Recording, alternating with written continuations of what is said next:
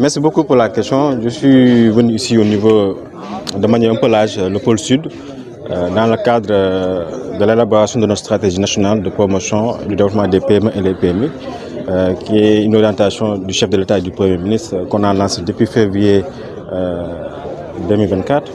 Donc on a fait presque le tour des 8 pôles économiques. Il nous reste juste le pôle sud qui regroupe la région de Ziguinchor, c'est du École d'Art, dans le cadre des concertations thématiques sur les questions liées au développement des PME et PMI avec les acteurs locaux du pôle sud, que ce soit acteurs publics, les structures d'appui et d'encadrement, et beaucoup plus souvent les PME, PMI, les femmes et les GIE. Donc nous sommes ici dans ce cadre et comme on l'a fait dans les autres pôles économiques, donc nous sommes là pour recevoir les préoccupations et nos orientations également de la stratégie en faveur des PME, PMI, et des femmes et des jeunes de manière générale. Le pôle sud, comme tout le monde le sait depuis des années, on en parle, la grande région verte de Casamance, qui est une zone stratégique par rapport à tous les secteurs et filières économiques du pays, raison pour laquelle on est là pour écouter les acteurs.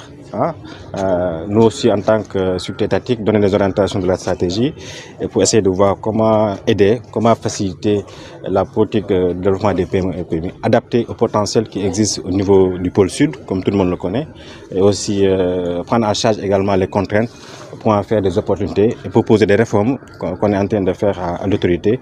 Je pense que pour le pôle sud, donc toutes les contraintes qui ont été soulevées en termes d'accompagnement, d'orientation, d'information économique pour les entreprises, de formalisation également pour les petites et moyennes entreprises. Donc on va prendre en charge pour pouvoir proposer des réformes d'ici la fin de l'année pour au moins améliorer le cadre de l'accompagnement non financier et financier des PME et des PMI de manière générale.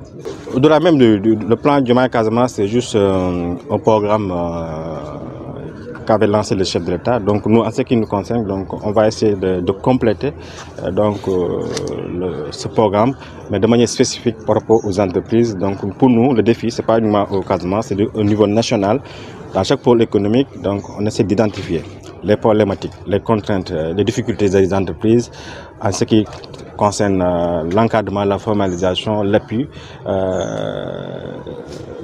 probablement également l'accès au financement avec nos structures et les partenaires qui nous accompagnent comme la GIZ, la coopération allemande.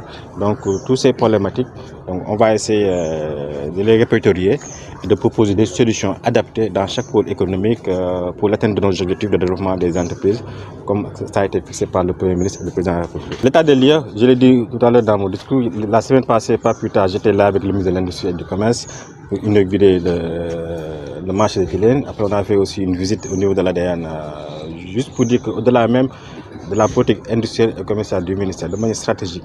Donc nous, on se fait focus sur les questions d'entreprise, de PME, des PME, toutes petites entreprises, et même les porteurs de projets. Donc dans notre stratégie, l'objectif c'est de voir comment les accompagner, que ce soit un accompagnement non financier, et dans les perspectives aussi faciliter l'accompagnement financier de ces entreprises. Donc tout le monde le connaît. Donc les PME et les PME représentent 99% du tissu économique. Et quand on se réfère au pôle sud, qui est vraiment une région stratégique pour nous, mais qui demande beaucoup plus d'appui au-delà même du plan Diomaye Casamance, donc à tous les niveaux comme dans d'autres économies, donc d'être à l'écoute des entreprises et de trouver des solutions. Donc c'est pas compliqué, hein? On l'a vu partout. Donc les PME, souvent on dit qu'ils ont besoin d'accès au financement, mais avant même ça, donc la PME parfois a beaucoup plus besoin d'informations viables, de l'orientation, de l'accueil, de l'écoute. Et je pense que toutes ces questions-là, l'accès à la formalisation, l'accès au fonds, c'est quelqu'un l'a dit. Donc, on va essayer de prendre en charge. Et nous, dans notre stratégie, on va proposer des réformes opérationnelles et adaptées à toute entreprise, donc que ce soit le secteur de l'entrepreneuriat jusqu'aux petites et moyennes industries. Il y en a ici en Casamance, pas beaucoup, mais il y a des petites et moyennes industries formelles qui existent ici, donc dont une de nos structures comme le bureau de mise à niveau, bien l'ADPM, accompagne au niveau du pôle sud. Mais ça ne suffit pas. Nous, on veut élargir l'échelle au niveau beaucoup plus stratégique, d'entreprises formelles fortes, capables de résister et de recruter des jeunes. Donc là aussi, ça fait partie aussi de nos objectifs à renforcer les entreprises déjà qui existent. Pas plus tard hier, quand j'ai atterri au Cap Skirring, donc il y a le maire de Djembereng qui m'a un peu parlé des projets en souffrance là-bas, des promoteurs qui ont besoin d'accompagnement et d'aide. Donc tout ça, on va essayer de capitaliser au niveau du pôle sud pour que cette belle région de Casamance, comme on l'a toujours dit, donc, soit renforcée à tous les niveaux par rapport à l'objectif du Premier ministre et du chef de l'État.